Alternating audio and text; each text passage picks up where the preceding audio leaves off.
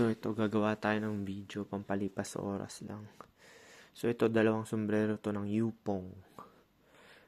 Gray under brim.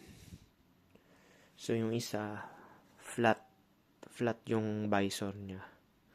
Pero same lang din to ng dome. Ayan o. Hindi siya A-frame. Pero pagka sinuot mo, parang A-frame na rin yung tsura.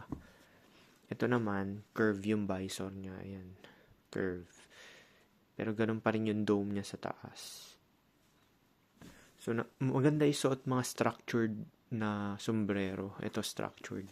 Kasi maganda forma niya pag sinuot mo eh. Hindi kagaya ng mga dad hat na hindi maganda pang forma. Tsaka, depende sa shape ng ulo mo or bagay sa'yo mag-sombrero. Tsaka, uso talaga tong sombrero, lalo na pag nagmumula ko, yung mga Asian na chick. Ganda nila tingnan, nakasombrero. Ewan ko sa mga Korean tsaka Chinese, lagi sila nakasombrero. Mga babae to tapos ang payat nila, slim, sexy. Tapos yung shoulder nila, yung type na type ko na diretso talaga. Sabi ko, damn.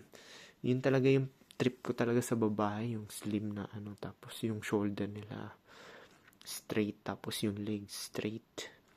Or yung katamtaman lang. Depende rin kasi. Tsaka chubby, mayroong ganun. Pero usually sa mga Korean, bagay sa kanila mag-sombrero. So, ayan yun, curve. So, ganun pa rin. Yupong siya, pero dinistribute dito sa New Zealand. Acrylic yung material tsaka wool. Pero tong visor, baka polyester to or blend. Hindi naman siya mukhang cotton. Tapos classic siya. Hindi ko binibili yung green na under visor kasi cotton yun. Ayoko talaga ng cotton dahil kumukupas. So ito same din. Distribute na New Zealand.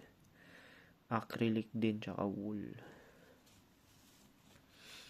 Tapos meron nyo nakalagay dyan sa likod. Yupong. Ito rin Yupong. Ayun yung logo na tab Yupong. Ito rin Yupong. So makikita nyo yan. I-fit ko na. Unahin ko tong curve na brim.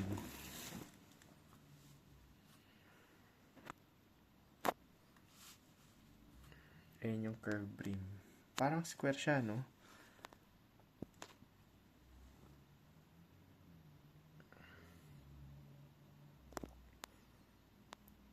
O, yung isa naman.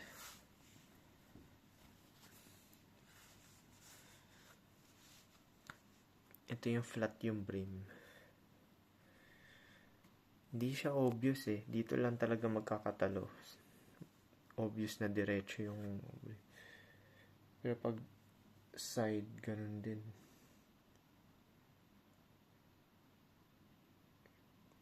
O ganito, di ba? Yan yung mata ko na ganyan. Iniisip nila na pag tumingin ka parang masama. Yung bata ako, may naiinis sa akin tumitig kasi iniisip nila parang masama ako na tumitig.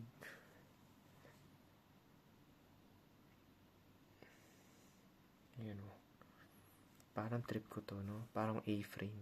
So, parang yun lang. Peace.